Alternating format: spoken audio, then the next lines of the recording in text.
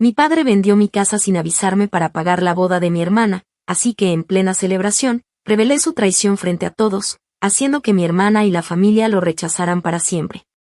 Nunca pensé que la traición vendría de quienes más se suponía que debían protegerme. Uno crece con la idea ingenua de que la familia es un refugio, un lazo inquebrantable construido en el amor, en la lealtad y en la seguridad de que, pase lo que pase, siempre habrá un lugar donde regresar. Pero la realidad es otra, y la mía se derrumbó en el instante en que descubrí que mi padre, el hombre que se suponía debía ser mi pilar, había vendido mi casa sin siquiera tomarse la molestia de avisarme. No solo me arrebató el fruto de años de trabajo y sacrificio, sino que lo hizo con la más cruel de las intenciones: financiar la boda de mi hermana menor, Sara, la hija predilecta, la que siempre tuvo todo sin esfuerzo. La que nunca conoció la palabra no, porque siempre hubo alguien que se encargara de facilitarle el camino. No puedo describir la sensación exacta que me recorrió el cuerpo cuando, después de una jornada agotadora en el trabajo, volví a mi hogar solo para encontrar a un desconocido en mi sala, inspeccionando mis pertenencias como si fueran suyas. En un primer momento, el desconcierto fue absoluto, mi mente se negaba a aceptar lo que mis ojos veían. Pensé que tal vez era un error, una confusión absurda que se solucionaría con un par de palabras. Pero la realidad golpeó con la fuerza de un tren descarrilado cuando aquel hombre, con la calma insolente de quien sabe que tiene la ley de su lado, me miró y sin el menor atisbo de culpa me dijo que había comprado la casa, que ahora le pertenecía y que, según su contrato, tenía derecho a estar allí. El mundo pareció tambalearse bajo mis pies. De inmediato, saqué el teléfono y marqué el número de mi padre con los dedos temblorosos, esperando, rogando que hubiera una explicación lógica. Una respuesta que disipara el pánico que se apoderaba de mí con cada segundo que pasaba. Pero lo único que recibí fue una frialdad desalmada cuando, con absoluta naturalidad, mi padre admitió lo que había hecho. Sin remordimiento alguno, sin una pizca de vergüenza, me dijo que sí, que había vendido la casa y que no veía cuál era el problema. Que después de todo yo no necesitaba tanto espacio y que tenía que entender que la boda de mi hermana era un evento familiar importante, que debía ser memorable, y que, como miembro de la familia, debía sentirme orgullosa de que mi sacrificio sirviera para algo tan significativo. Hubo un silencio de muerte en la línea cuando asimilé esas palabras.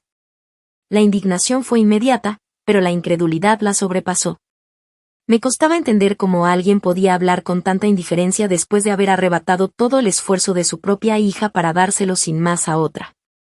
Le pregunté, con la voz quebrada por la rabia contenida, cómo había podido hacer algo así sin consultarme, sin siquiera dignarse a darme una advertencia, cómo podía mirarme a los ojos y esperar que simplemente lo aceptara. Pero su respuesta fue aún peor. Me dijo que no me hiciera la dramática, que debía dejar de comportarme como un egoísta porque todo se había hecho por el bien de la familia. La impotencia ardía en mi garganta como bilis. Colgué sin decir más y fui directamente a buscar a mi madre, aferrándome a la última esperanza de que al menos ella, en un mínimo acto de compasión, pudiera estar de mi lado. Pero no. Apenas crucé la puerta de su casa y le solté la verdad, su reacción fue un suspiro de fastidio, como si estuviera cansada de mis quejas innecesarias. Me miró con ese aire condescendiente con el que siempre justificó cada injusticia que viví y me dijo que no entendía por qué me ponía así, que debía ser más comprensiva. Que después de todo Sara era mi hermana y debía alegrarme por ella en lugar de estar resentida. Cuando le dije que no tenía dónde vivir, que me habían dejado sin nada, solo encogió los hombros y con la más absoluta falta de empatía me dijo que podía quedarme en su casa unos días hasta que encontrara otra opción. Pero lo peor fue cuando hablé con Sara, esperando al menos un poco de vergüenza, un atisbo de culpa, un mínimo reconocimiento de que lo que habían hecho estaba mal. Y lo que recibí fue un insulto a mi dignidad. Con una sonrisa altiva, me dijo que si me importaba tanto el dinero, ella podía invitarme a su boda sin costo alguno, que después de todo había sido posible gracias a mí. Se rió como si fuera un chiste, como si mi sufrimiento fuera un simple detalle sin importancia en su mundo perfecto. Fue en ese momento cuando lo entendí. No solo me habían traicionado, no solo me habían dejado sin hogar y sin recursos, sino que lo habían hecho con total impunidad, con la certeza de que yo, la hija olvidada, la que nunca causaba problemas, la que siempre cedía, simplemente aceptaría su destino sin más. Y es que siempre había sido así. Desde que éramos niñas, Mi hermana recibía lo mejor mientras yo aprendía a conformarme con las obras. A ella le celebraban cada logro, cada capricho, mientras que yo tenía que demostrar mi valía una y otra vez solo para recibir una fracción de la atención que a ella le daban por default. Y esta era la cúspide de todo, la prueba irrefutable de que en esta familia, yo no valía nada. Pero si ellos pensaban que iba a agachar la cabeza y aceptar su traición con resignación, estaban muy equivocados.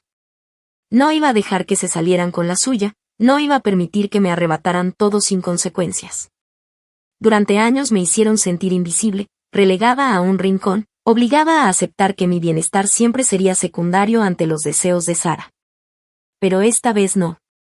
Esta vez iba a pelear. Y si la venganza debía comenzar el día más importante de la vida de mi hermana, entonces me aseguraría de que nunca olvidara lo que se siente perderlo todo.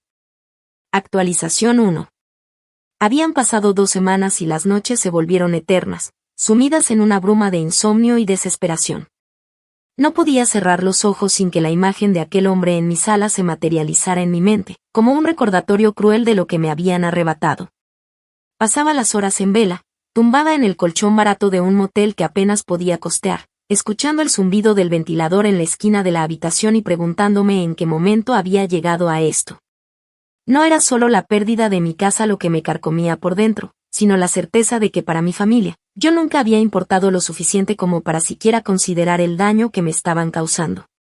Intenté aferrarme a la idea de que tal vez, en algún rincón de sus mentes, existía una pizca de remordimiento, pero esa ilusión se desmoronó cuando volví a verlos. El reencuentro no fue planeado. Estaba en la calle, saliendo de una entrevista de trabajo mal pagado que no tenía otra opción que aceptar, cuando los vi a lo lejos, sentados en la terraza de un café elegante, riendo como si nada hubiera pasado.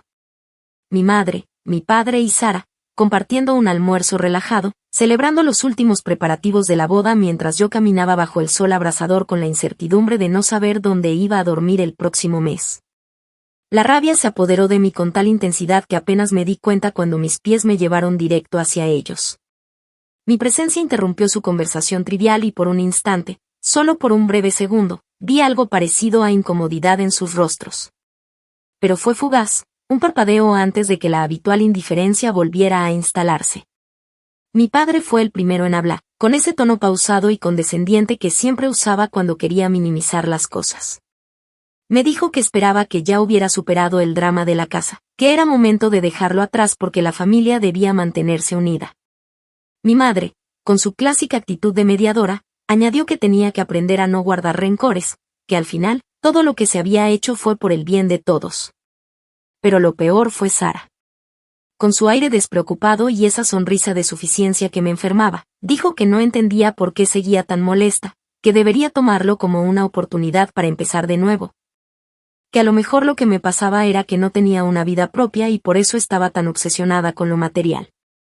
Te aferras demasiado a las cosas, hermana, soltó entre risas, como si mi hogar, mi seguridad y mi estabilidad fueran simples objetos reemplazables. La humillación se clavó en mi pecho como una espina ardiente. Allí estaba yo, agotada, frustrada y destrozada, mientras ellos disfrutaban de un almuerzo sin preocupaciones, planeando el evento que habían financiado con mi sacrificio. Me quedé en silencio unos segundos, obligándome a no temblar, a no derrumbarme frente a ellos. Y fue en ese momento cuando lo supe. No solo debía vengarme. Debía hacerlo de tal manera que sintieran en carne propia la desesperación, la impotencia y la humillación que yo estaba sintiendo en ese instante. Así que en lugar de explotar, en lugar de gritar o hacer una escena, simplemente respiré hondo y asentí. Les dije que tenían razón, que tal vez había exagerado, que necesitaba tiempo para procesarlo pero que estaba dispuesta a intentarlo. Vi el destello de alivio en sus rostros y supe que, para ellos, aquello era el final del problema.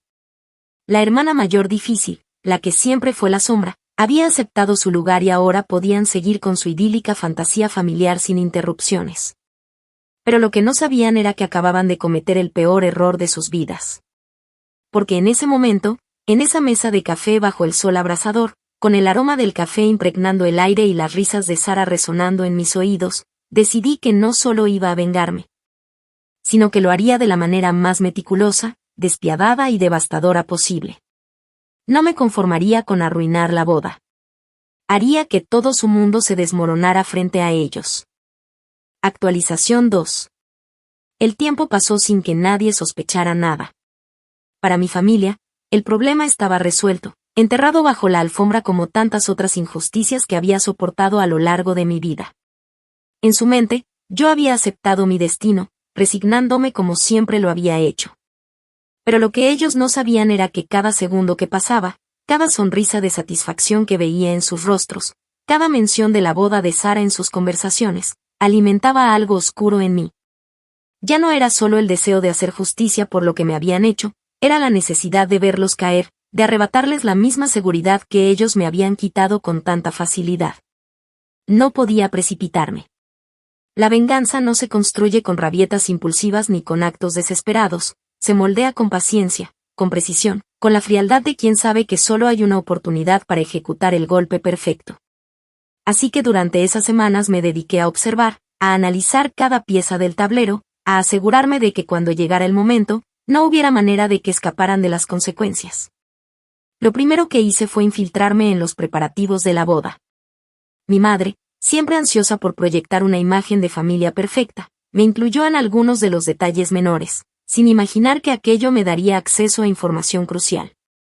Gracias a eso, descubrí la lista completa de proveedores, los contratos que mi padre había firmado, los montos que todavía estaban pendientes de pago y, lo más importante, el verdadero estado de sus finanzas. Mi padre había dilapidado el dinero de mi casa sin siquiera prever un respaldo, confiando en que en algún momento podría cubrir las deudas antes de que alguien notara los vacíos en las cuentas. Era un riesgo calculado, basado en la creencia de que todo seguiría funcionando como siempre, con él moviendo los hilos y con mi madre justificando cada uno de sus actos. Pero no era solo la parte financiera lo que me interesaba. También investigué la dinámica social que rodeaba la boda, porque si iba a destruirla, debía asegurarme de que el impacto fuera absoluto. Me enteré de que la ceremonia no sería un evento cualquiera. Sara, con su obsesión por las apariencias y su necesidad de validación, había planeado una celebración ostentosa, con cobertura en redes sociales, con la asistencia de invitados influyentes, con la intención de convertir su matrimonio en una declaración pública de su estatus. Todo tenía que ser impecable, digno de una vida de privilegios en la que nunca había enfrentado una verdadera consecuencia. Sabía que no podía actuar sola. No porque necesitara aliados, sino porque debía asegurarme de que cada pieza encajara en su lugar sin que mi mano estuviera visible. Así que busqué maneras de desestabilizar los cimientos desde dentro, sin levantar sospechas. Primero, contacté de manera anónima a algunos de los proveedores más importantes, aquellos que aún no habían recibido el pago completo, y sembré la duda en ellos. Me presenté como una persona interesada en contratar sus servicios y, en medio de la conversación, mencioné de manera casual que había escuchado rumores sobre problemas financieros en la familia de mi hermana. No dije más, no insistí en la información, solo dejé la semilla plantada. Sabía que en ese mundo, donde la reputación lo es todo, el simple rumor de un posible impago era suficiente para generar inquietud. Luego, utilicé las redes sociales de Sara en su contra. Ella, obsesionada con documentar cada detalle de su boda de ensueño, había compartido información suficiente como para que cualquiera pudiera ver la magnitud de los gastos. Aproveché eso para crear perfiles falsos desde los cuales comencé a dejar comentarios insinuando que todo el dinero provenía de un sacrificio familiar injusto. No eran acusaciones directas, no era algo que pudiera señalarse como un ataque abierto, pero bastó para que algunas personas comenzaran a hacer preguntas incómodas. Mientras tanto, me mantuve cerca, fingiendo una actitud sumisa, dejando que mi familia creyera que finalmente había comprendido mi lugar. Acepté con una sonrisa forzada cada invitación a reuniones donde se hablaba de la boda, fingí interés cuando mi madre describía el vestido de Sara. Asentí cuando mi padre se jactaba de los esfuerzos que había hecho para darle a su hija el día que merecía. Me convertí en la sombra silenciosa, en la figura inofensiva que nadie tomaba en cuenta, y en ese anonimato construí los cimientos de su caída. Pero todo esto era solo la preparación. El golpe real, el que desmoronaría su mundo en un solo instante, aún estaba por venir. Y cuando llegara el día de la boda, me aseguraría de que no solo sintieran el dolor de la traición, sino que lo hicieran bajo la mirada atónita de todos aquellos que alguna vez los admiraron. Actualización 3. El día finalmente había llegado. Cada pieza estaba en su lugar, cada movimiento había sido calculado con precisión quirúrgica. Durante meses me contuve, reprimí cada impulso de venganza inmediata porque sabía que si quería destruirlos, tenía que hacerlo de una manera en la que no hubiera vuelta atrás. En la que no tuvieran forma de recuperar lo que perderían. Y ahora, de pie frente al imponente salón donde se llevaría a cabo la ceremonia, con las luces destellando en el techo y los murmullos de los invitados creando un eco sordo en el aire, supe que la espera había valido la pena. Desde temprano, la familia estaba en un estado de euforia absoluta. Mi madre iba de un lado a otro asegurándose de que cada flor estuviera en su sitio, de que la prensa asignada a cubrir la boda tuviera el mejor ángulo, de que nada fuera menos que perfecto. Mi padre, con su eterna arrogancia, saludaba a los invitados con esa falsa humildad que siempre lo caracterizó, pavoneándose como si fuera el gran artífice de la felicidad de su hija. Y Sara, ella estaba radiante, envuelta en el vestido que simbolizaba no solo su boda, sino la culminación de una vida entera en la que todo se le había entregado sin esfuerzo. Me mezclé entre los invitados con la misma sonrisa dócil que había usado durante semanas, fingiendo ser parte del festejo, respondiendo con frases vagas cada vez que alguien mencionaba lo hermosa que estaba la ceremonia. Sabía que muchos de ellos ni siquiera me reconocían, que para la mayoría era solo la hermana mayor, la figura irrelevante que no había tenido ningún papel importante en la vida de Sara. No me importaba. De hecho, eso hacía que todo fuera más satisfactorio. La ceremonia comenzó con el esplendor que habían planeado durante meses. Sara caminó por el pasillo central con la seguridad de quien cree que el mundo entero gira a su alrededor, con la certeza de que este era su día y que nada ni nadie podía arruinarlo. El novio le esperaba en el altar con una sonrisa que pronto se desvanecería, con una expresión de felicidad que se desmoronaría en cuestión de minutos. Y mis padres, sentados en primera fila, observaban la escena con el orgullo de quienes creen haberlo hecho todo bien, sin la menor idea de que estaban a segundos de perderlo todo. Esperé pacientemente. No era suficiente con interrumpir la ceremonia de inmediato, tenía que elegir el momento exacto en el que cada palabra que saliera de mi boca tuviera el impacto devastador que deseaba. Y cuando llegó la parte en la que el sacerdote preguntó si alguien tenía algo que decir antes de que la unión fuera oficial, supe que era el momento. Me puse de pie con calma, con movimientos medidos, con la seguridad de quien no tiene dudas sobre lo que está a punto de hacer. Un murmullo recorrió la sala cuando algunos se percataron de mi interrupción, pero nadie dijo nada al principio. Respiré hondo y hablé con voz clara, proyectándola lo suficiente para que todos escucharan. Dije que antes de que el matrimonio fuera consumado, creía que había algo que los invitados debían saber. No había necesidad de alzar la voz. No necesitaba dramatismo excesivo. Mi simple presencia y las palabras que salían de mi boca fueron suficientes para capturar la atención de todos. Expliqué, con la misma calma con la que ellos habían justificado su traición, que la boda que estaban presenciando no se había pagado con amor ni con esfuerzo, sino con el sacrificio de alguien a quien habían pisoteado sin remordimiento. Relaté, sin omitir un solo detalle, cómo mi padre había vendido mi casa sin siquiera dignarse a informarme, cómo me había dejado en la calle para financiar este evento. Conté cómo mi madre se había encogido de hombros ante mi sufrimiento y cómo Sara se había burlado de mi desgracia como si fuera un chiste insignificante. Cada palabra que pronunciaba era un golpe directo a la imagen perfecta que mi familia había construido con tanto esmero. Cada revelación hacía que los murmullos se intensificaran, que las miradas de los invitados pasaran de la admiración a la incredulidad, de la incredulidad al desprecio. Pude ver el momento exacto en el que el rostro de mi padre se transformó, en el que comprendió que todo se estaba desmoronando y que no había manera de detenerlo. Mi madre intentó levantarse, intentó decir algo, pero la voz se le quebró antes de que pudiera formular una defensa coherente. Pero lo mejor fue Sara. Su rostro, antes iluminado por la seguridad de que todo giraba en torno a ella, ahora estaba pálido, sus labios temblaban y sus ojos se llenaban de desesperación al darse cuenta de que todo su mundo, el mundo que creía intocable, se estaba viniendo abajo en un solo instante. No les di la oportunidad de interrumpirme. Sabía que intentarían negar, que intentarían minimizar, que intentarían desviar la culpa como siempre lo habían hecho. Así que antes de que pudieran reaccionar, solté la última estocada. Dije que tal vez ellos podían vivir con la idea de que el dinero podía comprarlo todo, pero que en ese momento, frente a todas esas personas que antes los respetaban, la verdad estaba a la vista de todos. Que tal vez habían comprado una boda con mi sacrificio, pero que lo único que habían logrado era cavar su propia tumba. El murmullo se convirtió en un escándalo. Algunos invitados se pusieron de pie, otros comenzaron a grabar con sus teléfonos. Sabía que en cuestión de minutos, todo esto estaría circulando por redes sociales. Sabía que los proveedores que aún no habían recibido el pago no tardarían en exigir su dinero de inmediato. Que los rumores se esparcirían como un incendio y que la imagen impoluta de mi familia nunca volvería a ser la misma. Y entonces, sin decir nada más, sin esperar a ver cómo se desmoronaban en tiempo real, me di la vuelta y salí del salón con la cabeza en alto, dejando tras de mí el eco de su destrucción. Actualización 4. Pasó una semana, y el eco de mi revelación en la boda aún resonaba en cada rincón de sus vidas.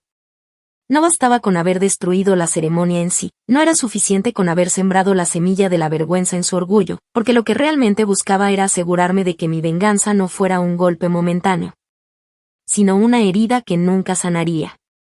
Una que marcara cada aspecto de sus vidas, una que los siguiera a donde fueran, que los consumiera en su propia desesperación. El impacto no tardó en manifestarse.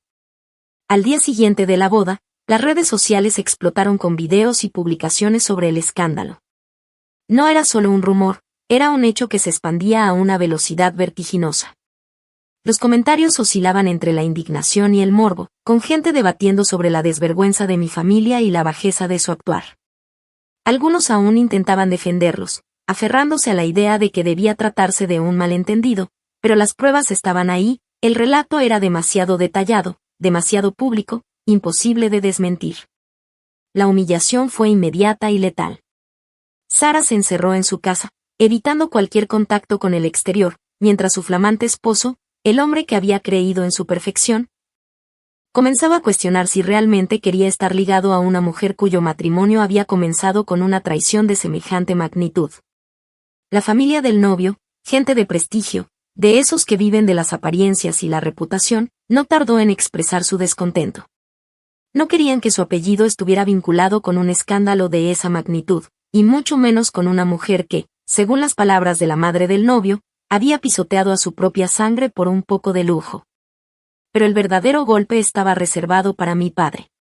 Porque si había algo que él valoraba más que su propia familia, era su imagen pública, su posición como el hombre de negocios respetado, el pilar de una comunidad que lo veía como un ejemplo. La fachada que había construido con tanto esmero, la que lo hacía sentir intocable, se derrumbó de la manera más cruel posible, ante los ojos de todos.